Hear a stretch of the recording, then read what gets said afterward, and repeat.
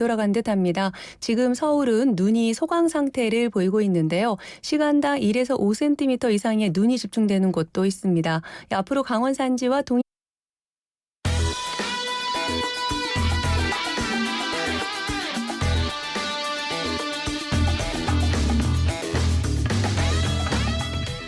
네, YTN 라디오 생생경제 2부로 가겠습니다. 오늘 2부에서는 이 내용부터 살펴보도록 할게요. 부자가 되는 대세 정보부터 살펴보겠습니다.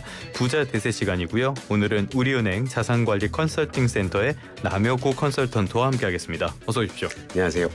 제가 컨설턴트님 나오실 때마다 눈에서 꿀이 떨어지네, 너무 좋아하는 거 아니네, 편애를 하는 거 아니네, 저희 제작진이 그렇게 구박을 하고 그랬는데 그걸 다 이겨내고 오늘도 스튜디오에 모시게 됐습니다. 감사합니다. 자, 아파트 가격 동향부터 짚어보겠습니다. 최근에 아파트 가격 계속 좀 뜨겁죠? 예전과는 분위기 많이 달라진 것 같습니다. 맞습니다. 예. 저희 한국부동산원 주감 증감률 살펴보면요. 네. 3월 둘째 주 기준으로 봤을 때 전주 대비 서울 가격 상승세는 여전히 유지가 되고 있고요. 네. 특히 강남과 송파, 최근에 토지거래제 영향을 직접적으로 받은 곳들 위주로 네. 좀 강한 상승세가 나오고 있다고 보시면 될 것 같습니다. 그 예상했던 것보다는 이 토지거래 허가제를 해제한 것, 이것이 더 큰 파문을 낳는 것 같아요. 이렇게 예상하셨습니까?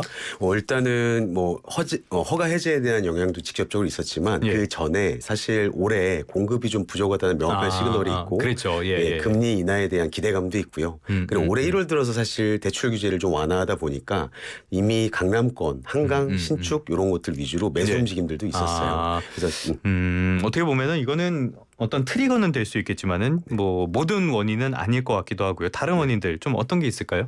기본적으로는 복합적으로 작용을 한 게 예. 가장 크다고 보면 말씀드릴 수 있을 것 같고요. 다만 이제 저희 시청자분들이 좀 주의하셨으면 하는 거는 네. 여전히 좀 불확실성이 있거든요. 경기 침체나 네네. 고물가 이슈 같은 것들이 여전히 있기 때문에 지금 그래서 강남권 위주로 신축 한강변 일대의 안전자산 선호 심리로 그쪽에 강남권에 매수가 강한 것도 그러한 반증이거든요. 어떤 면에서 안전자산 심리 이런 네. 것들이 작용하고 있다. 네. 알겠습니다. 그럼 여전히 변수가 남았다. 변수는 어떤 게 있을까요?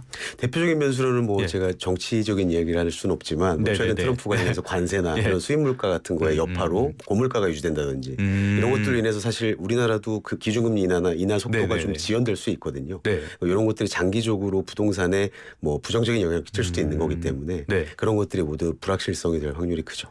트럼프가 부동산 시장에서도 등장을 했습니다. 간밤에 나온 지표 보니까 미국의 부동산 지표도 굉장히 안 좋아졌더라고요. 그런 점들도 영향을 주는 것 같고요. 아무튼 집값 상승이라고 하니까 최근에 얼죽신이라는 말 많이 하잖아요. 네네. 얼어 죽어도 신축. 네. 강남권 신축 아파트 가격이 굉장히 많이 올랐다라고 보도도 많이 보고 그랬는데 송파구는 안 그랬나 봐요. 24년 기준으로 저희 이제 국토교통부 실거래가 평균 가격을 평당 가격으로 분석을 해보면요. 송파구는 23년 상반기가 사실 가장 낮은 가격이었거든요. 바닥인 거죠. 24년을 기준으로 했을 때 23년 바닥 대비 상승률을 좀 살펴보니까 마이너스 2.6%로 오히려 하락 수치를 기록했어요. 그래요? 예, 그 가장 큰 이유가 뭔고 하니 저희 강동구에 둔촌주공 대규모 입주를 했잖아요.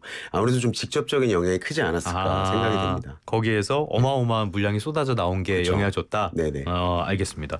저는 최근에 한번 가봤는데 전 둔촌주공 때가 좀 더 운치가 있어서 좋았습니다. 예, 그때 살았었기 때문에.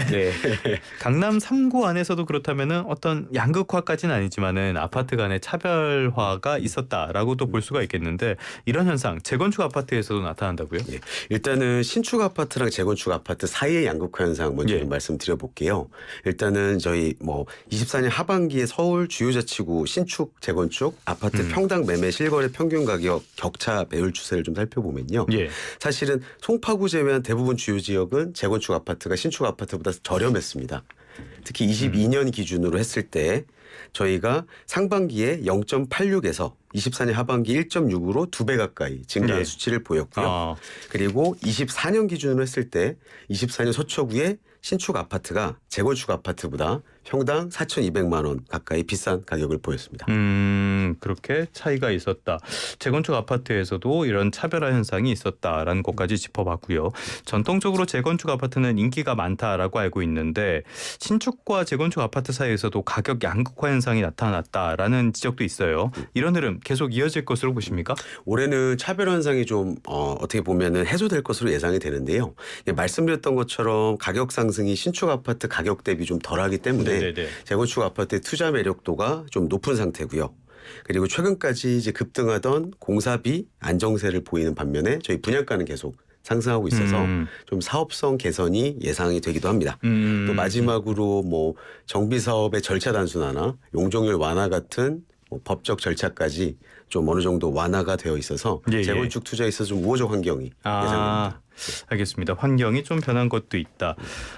재건축 아파트 매수 고민하시는 분들이 있을 것 같아요. 최근 들어서 뭐 계속 이렇게 가격 가다 보니까 지금이 마지막이 아니냐 이런 전망도 나오는 것 같은데 이런 분들에게 주의할 점이나 당부하고 싶은 이야기라면 어떤 게 있을까요? 뭐 앞서 말씀드렸던 예. 것처럼 외생 변수에 대한 불확실성도 여전하고요. 또 재건축의 제일 허들이라고 할 수 있는 재건축 초과이익 관수제 법안 개정 여부도 아직 불확실하잖아요. 예. 예, 그러다 보니까 좀 보수적으로 접근을 하시면 좋을 것 같아요. 그래서 재건축 아파트 매수를 고민 중이시라면 역세권에 최소한 위치해서 네네네. 사업성이 확실히 담보가 되고 그리고 매수하실 때도 부채 비율은 최대한 좀 낮게 잡으시고요.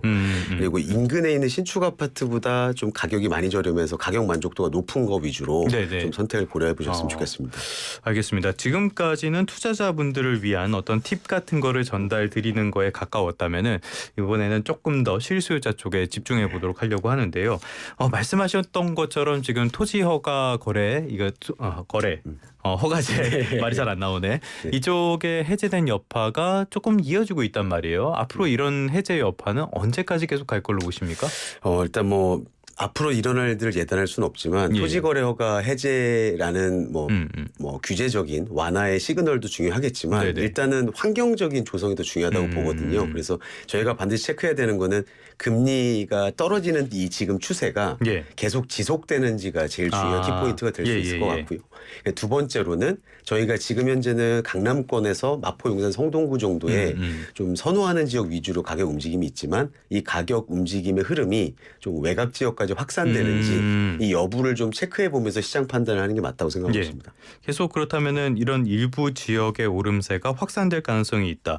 이런 것들도 어쨌건 수도권 안에 국한될 가능성이 크다고 봐야 될 거 아니에요. 그러면은 요 금리라든지 이런 전망 같은 걸 봤을 때 실수요자들이 시장에 접근할 만한 타이밍 언제로 봐야 되는 건가요? 실수요자분들이 접근할 만한 타이밍을 금리로 본다고 하면 사실 너무 예단하기가 쉽지가 않아요. 네네네. 그래서 금리 정책 사실은 변수가 많아서 사실은 이제 내 상황에 맞게 대응하는 게 가장 실수요자분들한테 중요한 것 같고요. 그러니까 무리해서 뭐 조급해서 소위 말해서 영끌을 한다기보다는 내가 가지고 있는 내 자본을 활용해서 가장 좋은 선택을 하는 걸 고민을 먼저 해보셨으면 좋겠어요. 아니 뭐 원론적인 이야기긴 한데 지금 근데 이렇게 뭐 어느 지역에 들썩들썩거리고 그러면 포모 심리가 막 사람들을 많이 자극한단 말이죠. 이런 부분에 있어서는 조금 신중하게 시장에 접근하는 게 좋지 않을까 싶기도 하고요. 집값이 오르니까 가계대출은 실수요자 위주로 내준다 이런 이야기도 나오는 것 같더라고요. 그렇다면은 대출 조이기 이런 것들도 생각을 했을 때는 참 이게 타이밍 잡기 어려울 것 같은데 어떤 식으로 접근을 하는 게 일단 전반적인 전략을 봤을 때 어떤 식으로 접근하는 게 좋을까요? 일단은 뭐 매도하고 매수하는 것처럼 갈아타기 하시는 분들은 매수를 먼저 하시는 건 좀 지양하셨으면 좋겠어요. 왜냐하면은 규제가 또 나올 수도 있는 거고요. 시장의 흐름이 좀 더 강세로 돌아서면 뭐 또 다른 규제, 뭐 아니면 뭐 강남권에 국한된 규제 저희가 예상할 수는 없지 않습니까? 그렇기 때문에 매수를 먼저 한다기보다 매도를 하고 나서 매수를 살펴보시는 전략이 중요할 것 같고요. 무주택자분들 같은 경우에는 정책 대출을 좀 적극적으로 활용하셨으면 좋겠어요. 왜냐하면 정책 대출에 한해서는 좀 완화적인 스탠스를 취할 확률이 커 보이거든요. 항상 정책 대출에 대해서는 그렇게 완화적인 스탠스를 취하다 보니까는 이게 가계 대출이 잘 안 잡히는 그런 문제점도 있는 것 같아요. 정책 대출 어떤 걸 좀 보면 좋을까요? 일단은 뭐 생애 최초 매수하시는 분들 같은 경우 생애 최초 자금 활용하시는 게 좋을 것 같고요. 어차피 실수요자분들이기 때문에 뭐 디딤돌 대출이나 금리 인하를 추가적으로 정책 금리 혜택을 받을 수 있는 것들은 적극적으로 살펴보시는 것도 좋을 것 같습니다. 알겠습니다. 그런 대출 상품 같은 것도 잘 보셔야겠고요. 아무튼 간에 최근의 흐름을 보면은 강남권에서 갭 투자 같은 것들도 조금 이루어지는 것이 아니냐 이런 분석도 나오는 것 같아요. 갭 투자 흐름 같은 것들 최근에 어떻게 좀 분석되거나 감지되는 그런 부분이 있습니까? 일단은 뭐 물론 최근에 갭 투자 흐름이 좀 증가한 건 맞는데 사실 강남 같은 경우에는 갭 투자 흐름이 세진 않은 것 같습니다. 왜냐하면 기본적으로 저희 한두 푼짜리예요. 매매 가격과 전세 가격의 차이라고 하는 소위 말해서 갭이라고 하는 것이 예. 뭐 예전처럼 사실 작지 않잖아요. 거의 마포, 용산, 성동구의 집 한 채 가격 정도의 투자 금액이 들어가기 때문에 갭 투자가 그렇게 많지는 않은 걸로 보입니다. 알겠습니다. 이런 흐름들 다 잘 고려하셔가지고 실수요자분들은 타이밍을 잘 잡아보시는 게 좋지 않을까 싶습니다. 지금까지 우리은행 자산관리 컨설팅 센터의 남여구 컨설턴트와 함께했습니다. 오늘 말씀 고맙습니다. 감사합니다.